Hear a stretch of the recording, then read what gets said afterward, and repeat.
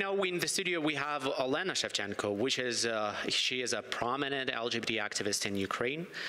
Thank you so much for joining us.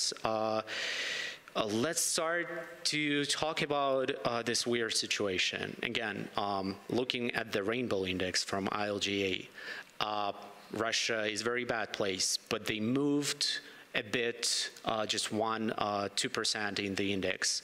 When it comes to Ukraine, the situation got worse.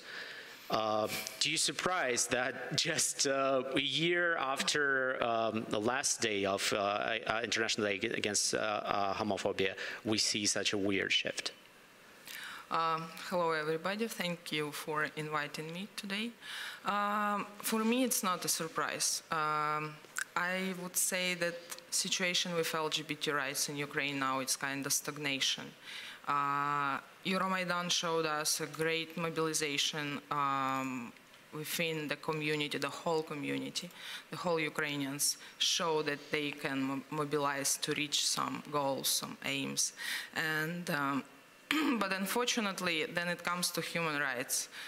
We understand now that Euromaidan wasn't about human rights at all. This is the hugest ever disappointment for the LGBT community as well. You went, I saw on your Facebook, you went today to event against homophobia in Kyiv, but seems like from photos, I'm going to show it right now, seems like for photos not so much people showed up. Again, when we see St Petersburg, where everybody I talked to, they were kind of dead sure that there are going to be clashes and they're going to be arrested, and unfortunately 18 people were arrested in Moscow at flash mob, LGBT flash mob, but at the same time it went smoothly and considered as a huge success. Why in Kyiv people won't show up?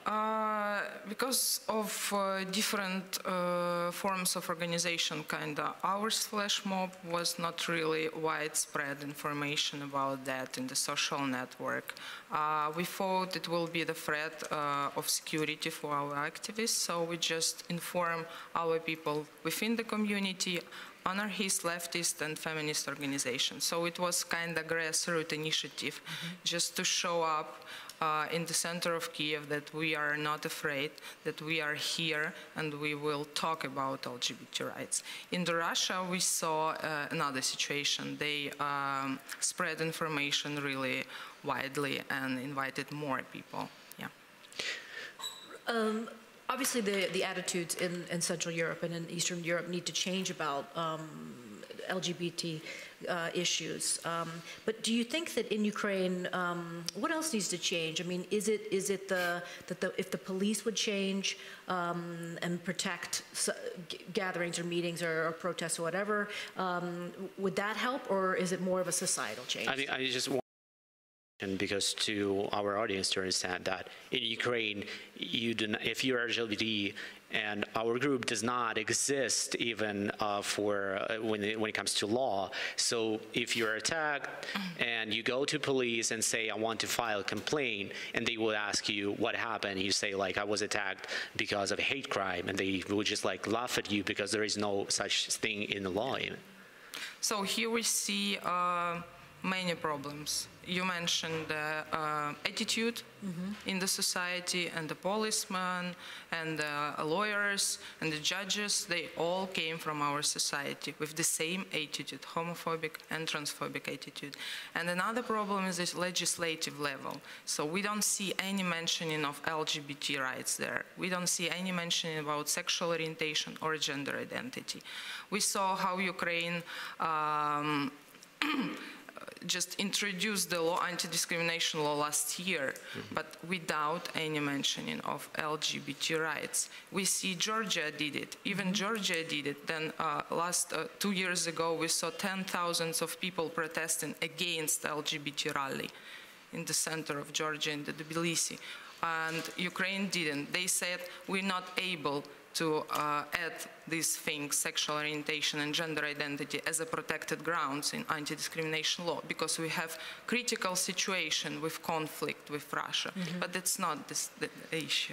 But at the same time, homophobia is horrible, and is 70. I saw the last kind of poll, 76% of Ukrainians in 2013, I guess.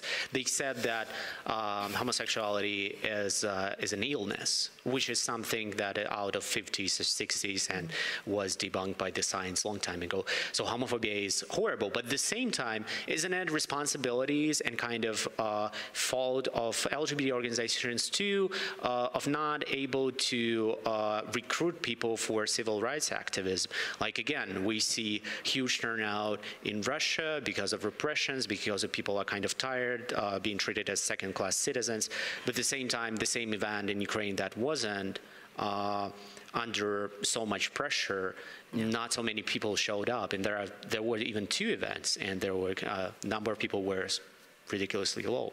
Well, you're pretty right about that.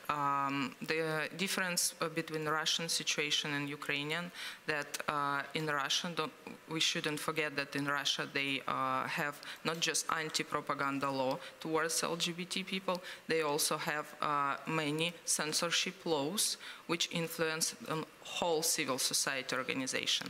And I think from my point of view, it puts there together to act against such things as censorship, foreign agents law, and anti-propaganda law towards LGBT as well. In Ukraine, is it difficult for LGBT activists to sort of team up with other human rights groups, activists, to sort of work on the same issue when it comes to Why, there is no such, not so much recruitment, self-organizations from LGBT people? Well, let's say we have a really developed grassroots movement, feminist, anarchist, leftist organizations and initiatives not officially registered even. And we also have coalition on anti-discrimination, which combines many organizations who works with different minority groups. So yes, we have a good front. So have you been able to kind of work with them to sort of build a larger... Yeah. We all have similar issues with discrimination. I see how human rights agenda in Ukraine became more sensitive towards LGBT rights during the last 2 years, yeah. My last question, how does the coming out in the society will help the issue? Because Ukraine is a closeted society. Absolutely nobody's out, neither politicians, nor even celebrities.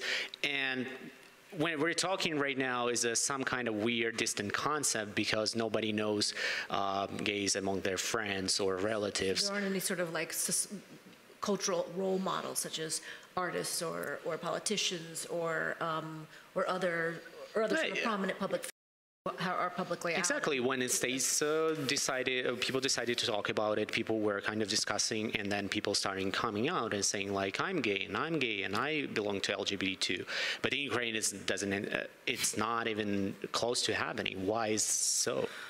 Well, because of the fear, people afraid to be out, people afraid to be fired from the job, people afraid to be kicked out from their homes, and especially on this level, then we have so huge economical and social crisis in Ukraine. People afraid to be out, and I think, of course, it's important to be out, to be open, gay, lesbian, bisexual, trans people, but I wouldn't put people to do it. I wouldn't push on that. You wouldn't encourage? Yeah, I would encourage, but you see, it's really hard topic. It's really hard issue to talk about it. I know many out people, but they usually came from human rights organizations because they don't feel such hard pressure on them in the regular life. Right. Okay, let's have you here in 1 year, and hope we're gonna take some progress. Hopefully, we will check. Yeah, definitely. Thank you again.